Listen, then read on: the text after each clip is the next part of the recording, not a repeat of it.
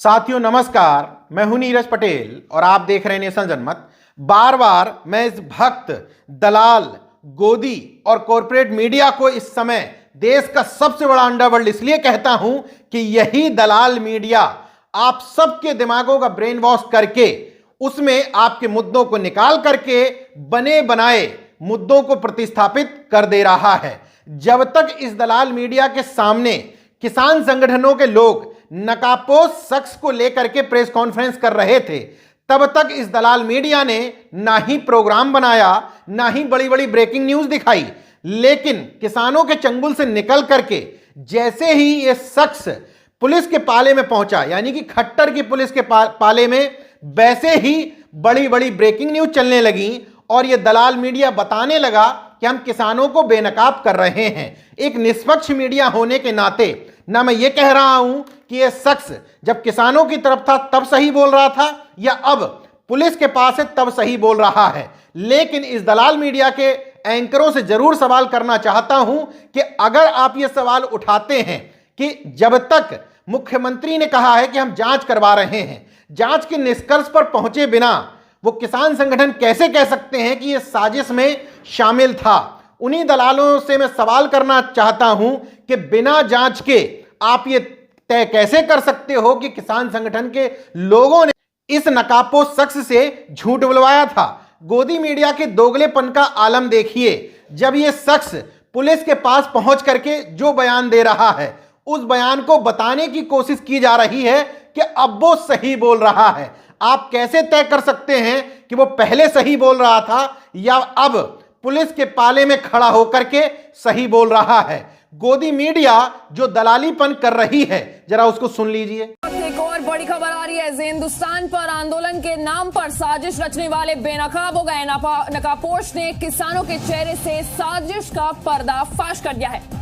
नकाबपोश ने खुलासा किया है कि किसान नेताओं को उनसे झूठ बोलने के लिए उस पर दबाव बनाया गया था, उसके साथ मारपीट की गई, उसको धमकी दी गई और आज हम आपको उसी नकाबपोश के हर उस खुलासे से रूबरू करवा रहे हैं, उसी की जुबानी सुना रहे हैं कि किस तरीके से उस पर दबाव बनाया गया, जिससे पता चलेगा कि कैसे दिल्ली में आंदोलन के नाम पर साजिश रची जा रही थी। क्योंकि लगातार दरअसल किसान संगठनों ने इस शख्स के साथ प्रेस कॉन्फ्रेंस करते हुए यह बताने की कोशिश की थी कि इस नकाबपोश को जिम्मेदारी दी गई थी कि ये 50-60 लोगों को पुलिस की वर्दी में शामिल करते हुए 26 जनवरी को जो आउटर रिंग रोड पर दिल्ली में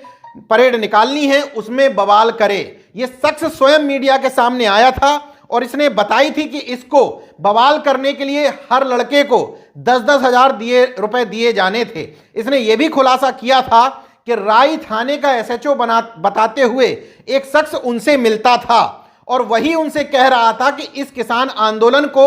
आपको किसी भी तरीके से बदनाम करना है। यहां तक कि उसने इस बात का भी खुलासा किया था कि 4 बड़े किसान नेताओं को गोली मारने की भी साजिश रची जा रही थी। इस शख्स ने इस बात का भी खुलासा किया था कि इससे पहले जाट आंदोलन और मनोहर लाल खट्टर के करनाल पहुंचने पर जो बवाल हुआ था, उसमें भी पुलिस की वर्दी में इसी शख्स द्वारा अन्य साथियों के साथ बवाल करना शुरू किया गया था। मतलब पुलिस की वर्दी में ये लोग पहले किसानों पर लाठीचार्ज करते, बवाल होता, इस बवाल के माध्यम से इस आंदोलन को बदनाम करने की साजिश रची जाती। मैं कतई नहीं कह रहा कि यह शख्स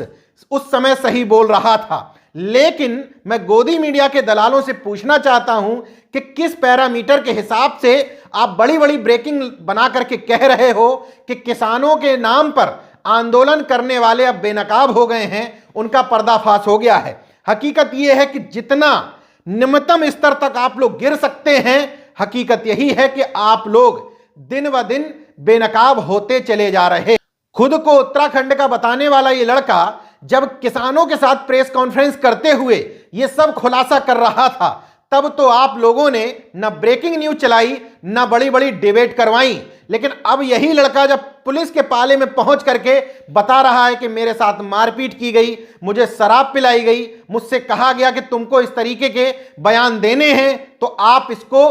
सच बता रहे हैं, सच्चाई बता रहे हैं। नेशनल जनमत अपने दर्शकों से अनुरोध करता है कि आप अपने आंख कान खुले रखिए, तभी वास्तव में आपको सच्चाई दिखेगी। वरना ये गोदी मीडिया आपको खबर को जिस ढंग से दिखाना चाहती है उस ढंग से इसलिए दिखाने में कामयाब हो जाएगी क्योंकि ये बुरी तरीके से मीडिया के दलाल आपके बेडरूम में रात्रि में पहुंच करके टीवी स्क्रीन पर आपके दिमाग को ब्रेन वॉश करते हुए आपके अपने लोगों को ही आपके खिलाफ खड़ा करते हुए कभी देशद्रोही बता देते हैं, कभी राष्ट्र विरोधी बता देते हैं। जिस भी युवक ने, जिस भी नौजवान ने, जिस भी बेरोजगार ने, जिस भी किसान ने अपने हक और अधिकार को लड़ने के लिए सड़क पर आया या आवाज उठाई, वो इनकी नजर में चूंकि सरकार का विरोधी है, इनके आकाओं का विरोधी है, इसलिए